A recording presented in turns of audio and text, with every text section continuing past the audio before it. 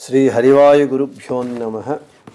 ओं वंदे विष्णुं नमामि श्रियमथ च भुवं ब्रह्मवायू च वंदे गायत्रीं भारतीं तामपि गरुडमनन्तं भजे रुद्रदेवं देवीं वंदे सुपर्णी महिपतिदयितां वारुणीमप्युमां ताम् इंद्रादीन् काममुख्यानपि सकलसुरान् तद्गुरून्मद्गुरूंश्च अभ्रमं भङ्गरहितं अजडं विमलं सदा आनन्दतीर्थमतुलं भजे तापत्रयापहं जलज्येष्ठनिभाकारं जगदीशपदाश्रयं जगतीतलविख्यातं जगन्नाथगुरुं भजे।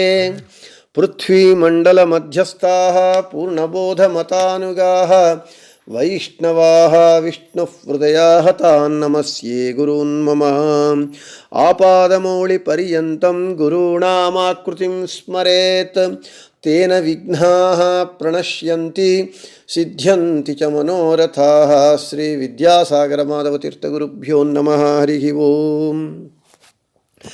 ಹರಿಕಥಾಮೃತಸಾರ ಗುರುಗಳ ಕರುಣದಿಂದ ಆಪನಿತು ಪೇಳುವೆ ಪರಮ ಭಗವದ್ಭಕ್ತರಿದನಾದರದಿ ಕೇಳುವುದು ಶ್ರೀರಮಣಿಕರ ಕಮಲ ಪೂಜಿತ ಚಾರು ಚರಣ ಸರೋಜ ಬ್ರಹ್ಮ ಸಮೀರವಾಣಿ ಫಣೀಂದ್ರವೀಂದ್ರ ಭವೇಂದ್ರ ಮುಖ ವಿನುತ ನೀರಜ ಭವಾಂಡೋದಯ ಸ್ಥಿತಿ ಕಾರಣನೆ ಕೈವಲ್ಯದಾಯಕ ನಾರಸಿಂಹನೆ ನಮಿಪೆ ಕರುಣಿ ಪುದಮಗೆ ಮಂಗಳವ.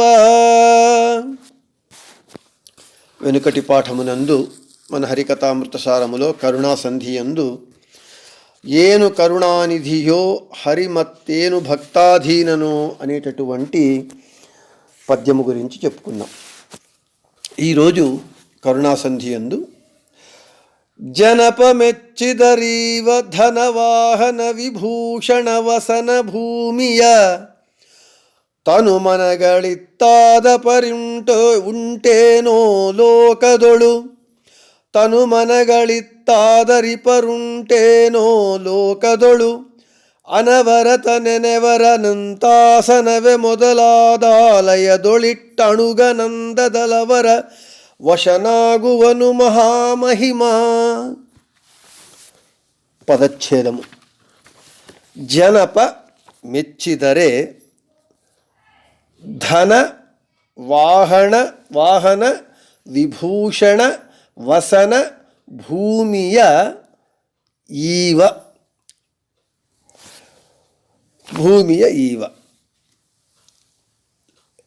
ಲೋಕದೊಳು ಅನವರತ ನೆನೆವರ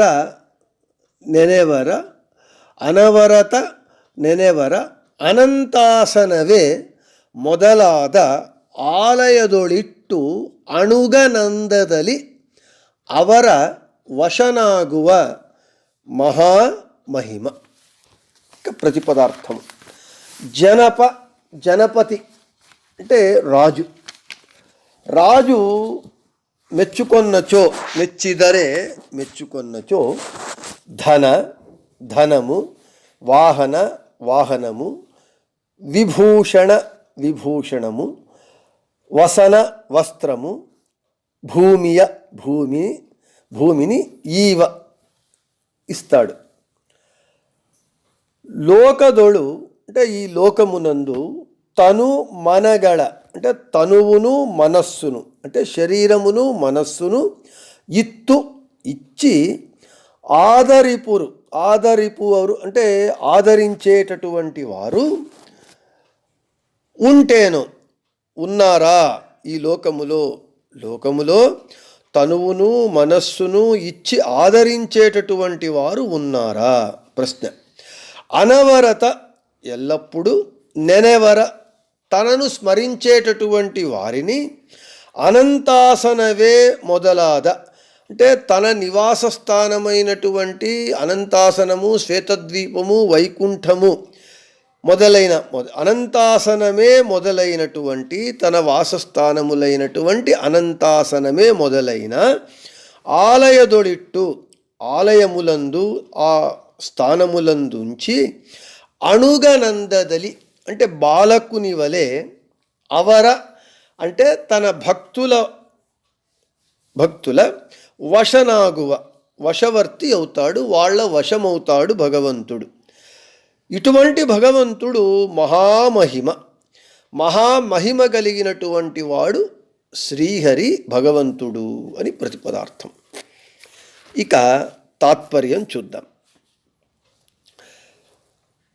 జనులను పాలించేటటువంటి రాజు మెచ్చుకుంటే వాడు ధనాన్ని ఇస్తాడు, వాహనములను ఇస్తాడు, ఆభరణాలను వస్త్రాలను, ఇంకా భూమినైనా ఇస్తాడు. అయితే ఈ లోకమునందు తాను మెచ్చుకుంటే, తనకు సంతోషమైతే తనువును మనస్సును అంటే తన దేహాన్ని మనస్సును ఇచ్చి ఆదరించేటటువంటి వాళ్ళు ఈ లోకములో ఉన్నారా? ఎవ్వరూ లేరు. అయితే ఒక్క భగవంతుడు ఉన్నాడు. ఎల్లప్పుడూ తననే అంటే భగవంతుణ్ణే స్మరిస్తూ ఉంటే అటువంటి తన భక్తులకు ఏం చేస్తాడట? తన నివాస స్థానములైనటువంటి అనంతాసనము, శ్వేతద్వీపము, వైకుంఠములందు వారిని తన ఆలయములను తన వాసస్థానములనే వారిని ఉంచి తనను ఎల్లప్పుడూ స్మరించేటటువంటి వారిని తన వాసస్థానములందు ఉంచి ఒక చిన్న బాలకుని వలె భగవంతుడు భక్తుల వశమవుతాడు. ఇటువంటి మహామహిమాన్వితుడైనటువంటి వాడు భగవంతుడైనటువంటి శ్రీహరి. ఇది తాత్పర్యం. ఇక విశేష వివరణ చూద్దాం. జనప అంటే రాజు అని అర్థం. అంటే జనాన్ పాతీతి జనపహ అంటున్నారు. అంటే జనులను, రాజు అంటే జనులను పాలించేటటువంటి వాడు, రక్షించేటటువంటి వాడు. కాబట్టి జనప అంటే రాజు. ఈ రాజు తన సేవకులు చేసేటటువంటి సేవలకు వానికి సంతోషం కలిగి, వానికి చాలా ఆనందం కలిగితే, వాడు వాళ్లను మెచ్చుకుంటే ఏమిస్తాడు వాడు రాజు? అదే అంటున్నారు. ఏమిస్తాడు? ధన, వాహన, విభూషణ, వసన, భూమి. ధనాన్ని, డబ్బునిస్తాడు తన మనసుకొచ్చినంత. వాహనములను ఇస్తాడు. వెనుకటి కాలంలో రథములు, గుర్రాలు ఉండేటటువంటివి. ఇప్పుడు మనకు వెహికల్స్ ఉన్నాయి. విభూషణ ఆభరణాలను ఇస్తాడు, వస్త్రాలను ఇస్తాడు, ఇంకా భూమిని ఇస్తాడు కావలిస్తే. అంతేగాని రాజు తన సేవకులకు సేవకుడు కాడు, తన సేవకుల వశము తాను కాడు. తన వశములో సేవకులు ఉంటారే కానీ ఉండాలి అని అతడు అపేక్షిస్తాడు, ఆశిస్తాడు, అలాగే ఆచరిస్తాడు. అయితే రాజు తన సేవకులకు తాను సేవకుడు కాడు. వానికి సంతోషం కలిగితే, వాడు సేవకులను మెచ్చుకుంటే, జనులను మెచ్చుకుంటే ఇన్ని ఇవ్వగలడు. అయితే తనను తాను ఇచ్చుకోడు, తన జనుల వశం కాడు. అయితే ఈ లోకమునందు తనువును మనస్సును, తనువు అంటే శరీరము, మనస్సు మెచ్చుకుంటే, తనకు సంతోషం కలిగితే శరీరాన్ని మనసును ఇచ్చి ఆదరించేటటువంటి వారు ఈ జగత్తులో, లోకములో ఎవరున్నారు అని ప్రశ్న. ఎవరూ లేరు, ఒక్కడు తప్ప. ఆ ఒక్కడు ఎవరయ్యా అనంటే భగవంతుడు. ఈ భగవంతుడు ఎంతటి కరుణామూర్తి అనంటే అనవరత నెనెవర అంటే సర్వకాల సర్వావస్థలయందు సదా తననే అంటే భగవంతుణ్ణే స్మరించేటటువంటి తన భక్తులను ఏం చేస్తాడట భగవంతుడు? తన నివాస స్థానమైనటువంటి అనంతాసనము, శ్వేతద్వీపము, వైకుంఠము, అనంతాసనవే మొదలాద ఆలయదొళిట్టు తన నివాస స్థానమైనటువంటి అనంతాసనము, శ్వేతద్వీపము, వైకుంఠములో తనను సదా స్మరించేటటువంటి తన భక్తులను ఉంచి వారిని ఆనందింపచేస్తాడట. జనులను మెచ్చుకుంటే, తన సేవకులను మెచ్చుకుంటే రాజు తన అంతఃపురంలో వారికి వాసం కల్పించడు, తాను మాత్రమే ఉంటాడు. అయితే మన జగత్ప్రభు అయినటువంటి మన శ్రీహరి తనను సదా స్మరించేటటువంటి తన భక్తులను తన ఆలయములందు, తన వాసస్థానములైనటువంటి త్రిధామములందు ఉంచుతాడట. ఉంచటమే కాకుండా ఇంకా ఏం చేస్తాడయ్యా అనంటే, అణుగనందద లవర వశ నాగువ. అణుగ అనంటే ఇక్కడ బాలకుడు, పుత్రుడు, సేవకుడు అని అర్థాలున్నాయి. ఇక్కడ బాలకుడు అనేటటువంటి పదాన్ని మనం ఉంచుకుంటే, లేదా సేవకుడు అనేటువంటి అర్థాన్ని మనం ఇక్కడ ఉంచుకుంటే సరిగ్గా మనకు అర్థం ఇక్కడ సరిపోతుంది. తనను సదా స్మరించేటటువంటి తన భక్తులను తన నివాస స్థానములైనటువంటి త్రిధామములందు ఉంచి ఒక బాలకుని వలె, సేవకుని వలె తన భక్తుల వశములో ఉంటాడంట, భక్తుల వశవర్తి అవుతాడట. అటువంటి మహామహిమాన్వితుడు శ్రీహరి భగవంతుడు అని చెబుతూ ఉన్నారు. ఇక అంటే ఇంత కరుణామూర్తి భగవంతుడు. ఏ రాజుకైనా ఇంతటి కరుణ ఉంటుందా అంటే ఉండదు. మన జగత్ప్రభు అయినటువంటి, జగన్నాథుడైనటువంటి, జగన్నియామకుడైనటువంటి, జగత్తు యొక్క సృష్టి స్థితి సంహార నియమన బంధ జ్ఞాన అజ్ఞాన మోక్షం అనేటటువంటి 8 కార్యములు చేసేటటువంటి ఏకైక ప్రభు అయినటువంటి శ్రీహరికి మాత్రమే ఇంతటి కరుణ తన భక్తుల పట్ల ఉంటూ ఉన్నది. ఇక్కడ తను మనగళి తాదరిపరుంటేను, శరీరమును మనస్సును ఇచ్చి ఆదరించేటటువంటి ఇంతటి గొప్పవారు ఉన్నారా ఈ లోకంలో అంటే భగవంతుడు ఉన్నాడు. ఏ విధంగా? తను మనస్సు అంటే 2 విధాల అర్థం ఇక్కడ. తనువునిచ్చి మనస్సునిచ్చి ఆదరిస్తాడు అని అంటే, త్రివిధ జీవరాశులలో సాత్విక జీవరాశులు ఉత్తములు, మంచివాళ్ళు వాళ్ళు. అటువంటి సాత్విక జీవులకు దేవతాది శరీరములనిస్తాడట. అంటే మంచి శరీరములనిస్తాడు. తను అంటే శరీరాన్ని దేవతలు అనేటటువంటి మొదలైనటువంటి సాత్విక మంచి సాధనమునకు కావలసినటువంటి మంచి శరీరాలనిస్తాడు. ఇచ్చి వారి చేత ముక్తికి కావలసినటువంటి సాధన చేయిస్తాడు. సాధన చేయించి అనంతాసనము, శ్వేతద్వీపము, వైకుంఠము స్థానములను, తన నివాస స్థానములను వారిని ఆ స్థానములలో ఉంచి ఆదరించి వారి వశవర్తి అయి ఉంటాడు అని ఒక అర్థం. ఇంకొక అర్థము, తను మనగళి తాదరిపరుంటేనో అనంటే భక్తాధీనుడు. మనం చెప్పుకున్నాం, అహం భక్తపరాధీన అస్వతంత్రమివ అని. నేను భక్తపరాధీనుణ్ణి, భక్తులు ఏమి చెబితే నేను అది చేస్తాను, అస్వతంత్రుని వలె ఉంటానని చెప్పాడు కదా భగవంతుడు. ఇక్కడ తను మనగళివ అంటే ఉదాహరణకు పాండవులకు చూడండి, పాండవులకు తనను తాను తన శరీరాన్ని సమర్పించుకున్నాడు. ఇంకొకటి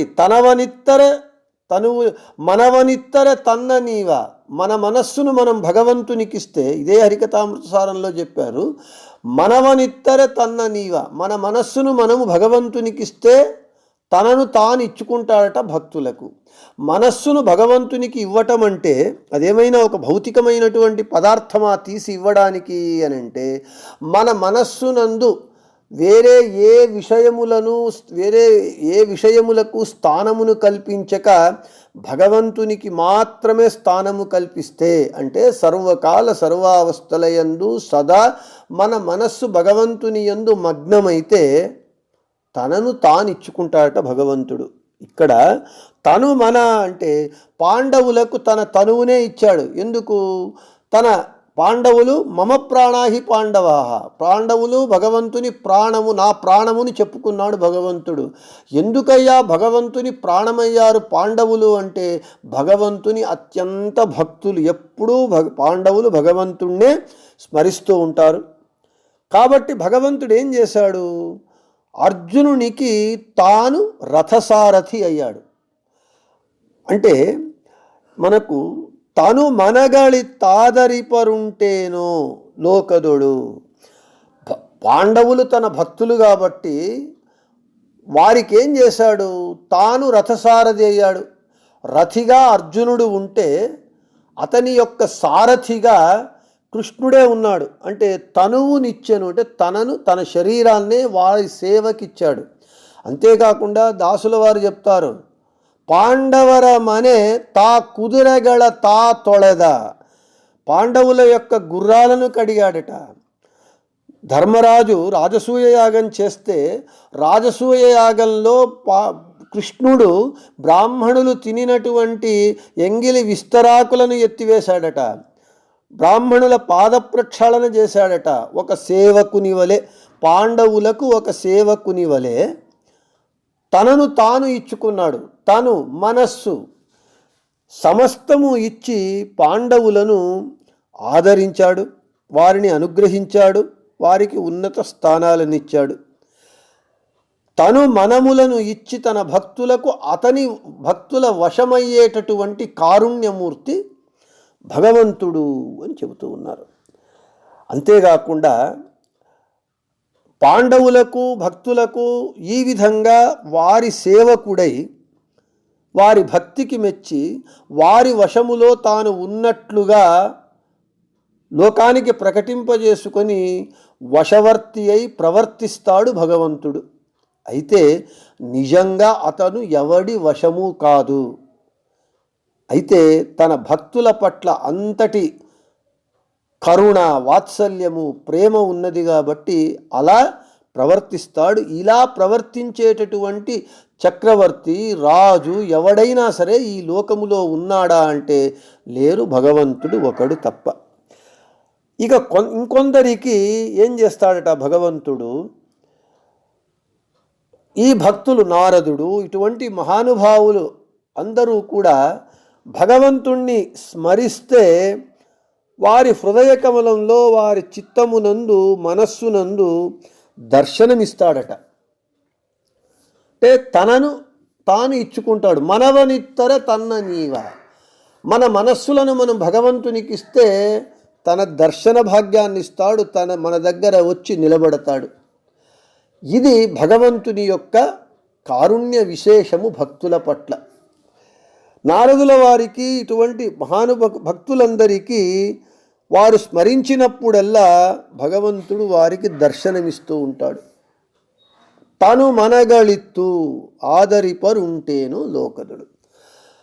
ఇంకా కలియుగంలో మనము చూస్తే హరిదాసులందు ఉత్తములైనటువంటి ఉత్తమ హరిదాసుల ఎందు ఒకరైనటువంటి కనకదాసుల వారికి, కనకదాసుల వెంటపడి హే కనక నీవు నా దాసుడవు కమ్మని భగవంతుడు భక్తుని వెంట పడ్డాడు. మామూలుగా భక్తుడు భగవంతుని వెంట పడితే ఇక్కడ కనకదాసులు అనేటటువంటి భక్తుల వెంట భగవంతుడు వెనకబడ్డాడు. హే కనక నా దాసుడవు కమ్మని. చివరికి దాసుడైతే అప్పుడు కనకదాసుల వారు ఒక కండిషన్ పెడతాడు, భగవంతునికి పెడతారు, నేను పిలిచినప్పుడల్లా నీవు రావాలి, అలాగే వస్తానయ్యా.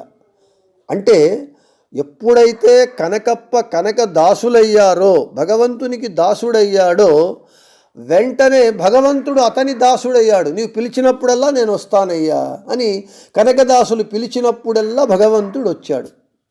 తను మనగళి తాదరిపరుంటేనో లోకదుడు. ఈ విధంగా తనను తాను తన భక్తులకు ఇచ్చుకొనేటటువంటి, తన సేవకులకు ఇచ్చుకొనేటటువంటి రాజు కానీ చక్రవర్తి కానీ ఎవడైనా ఈ లోకములో ఉన్నాడా అంటే ఒక్క భగవంతుడు. ఇటువంటి మహామహిమాన్వితుడు మన శ్రీహరి, మన భగవంతుడు.